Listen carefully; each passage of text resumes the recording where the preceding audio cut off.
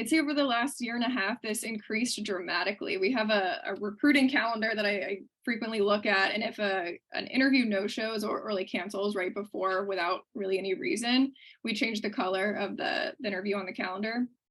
And I looked at the calendar at one point, and it was almost like 50% of our interviews that we had scheduled just no-showed. So at that point, I was like internally freaking out, and I was like, we're doing something wrong, like something is wrong.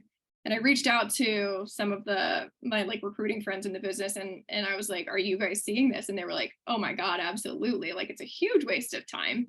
So it was wildly frustrating. So we needed a solution, and we needed to figure out a way to like find candidates, or like figure out which candidates were actually interested. Because I think that's where the ghosting kind of came in, is like people not really like actively job searching or wanting to leave their job, or they just like weren't that interested in RevGen, and that's okay. But still, like we would rather have that calendar space back for somebody that is interested.